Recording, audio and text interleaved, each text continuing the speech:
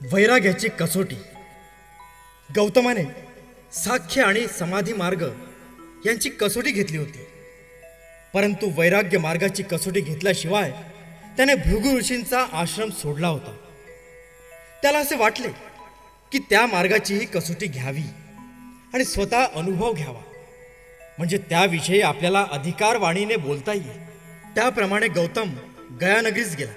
तेथून सभोवतालच्या प्रदेशाची त्याने पाहणी केली आणि उर्वेला येथे गयेचे राजर्षी नेगरी यांच्या आश्रमात वैराग्य मार्गाचा अभ्यास करण्यासाठी वस्ती करण्याचे त्याने निश्चित केले.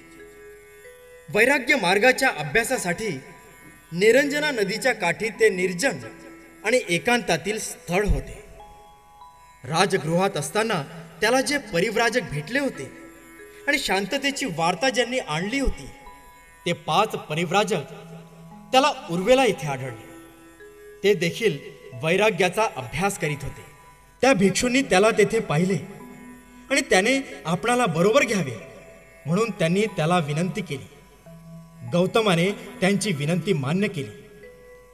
नंतर त्याच्या आज्ञेत शिष्याप्रमाणे वागून त्यांनी त्याची आदरभावाने सेवा केली. ते नम्रतेने त्याच्या बरोबर राहू लागले. गौतमाने सुरू केलेली तपश्चर्या व आत्मक्लेश यांचे स्वरूप अत्यंत उग्र होते. काही वेळ तो भिक्षेसाठी 2 घरी जाई, पण दर दिवशी 7पेक्षा अधिक घरी तो जात नसे. प्रत्येक घरी केवळ 2 घासांची भिक्षा घे, पण 7पेक्षा अधिक घासांची भिक्षा तो स्वीकारित नसे. दररोज तो फक्त 1 वाटीभर अन्नावर जगत असे, पण 7 वाट्यांपेक्षा अधिक अन्न तो स्वीकारित नसे. काही वेळा तो दिवसाकाठी एकदाच किंवा दर 2 दिवसांनी 1 वेळ याप्रमाणे जेवत असे. कधी आठवड्यातून एकदा तर कधी 15वाड्यातून एकदा याप्रमाणे ठराविकच प्रमाणात अन्नभक्षण करण्याचा त्याचा कडक नियम असे. त्याचा वैराग्य मार्गाचा अभ्यास अधिकाधिक होऊ लागल्यावर हिरव्या वनस्पती किंवा रानातले ज्वारी बाजरी सारखे धान्य किंवा पाण्यातल्या वनस्पती किंवा भाताच्या तुसाच्या आत सापडणारे तांबडे पीठ किंवा भातावरची पेज अथवा तेल बियांचे पीठ एवढाच त्याचा आहार असे. रानटी फळे व कंदमुळांवर किंवा वाऱ्याने झाडावरून पडलेल्या फळांवर तो आपली गुजराण करीत असे.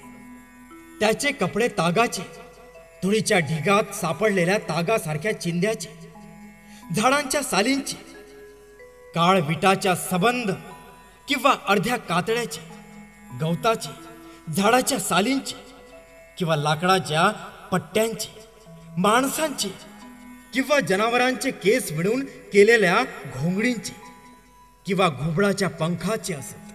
त्याने आपल्या डोक्याचे व दाढीचे केस उपटून टाकले. उभे राहून घेतलेले आसन तो बसण्यासाठी केव्हाही सोडून देत नसे.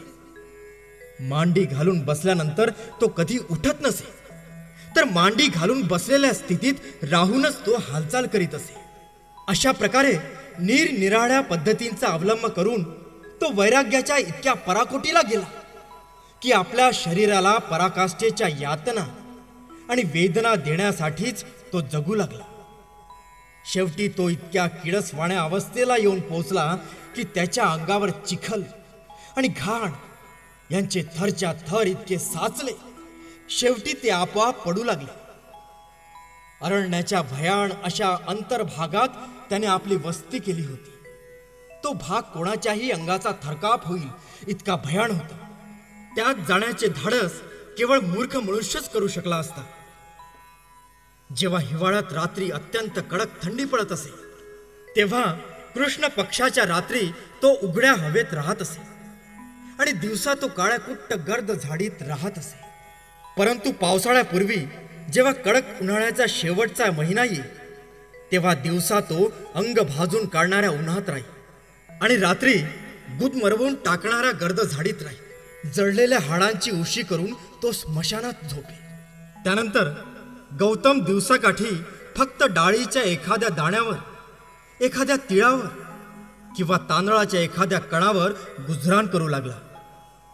ज्यावेळी दररोज तो फक्त 1 फळ खाऊन राहू लागला, त्यावेळी त्याचे शरीर अत्यंत क्षीण झाले. तो आपले पोट चाचपू लागला तर त्याच्या पाठीचा कणा त्याच्या हाताला लागे, आणि जर तो पाठीचा कणा चाचपू लागला तर त्याचे पोट त्याच्या हाती लागे.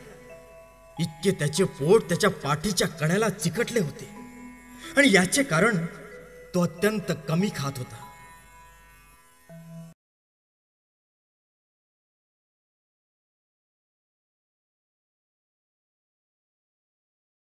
अपने पेज को फॉलो, चैनल को सब्सक्राइब करके घंटी आइकन को जरूर दबाएं ताकि आगे आने वाली सब वीडियो आपको पहले मिले. जय भारत, जय संविधान.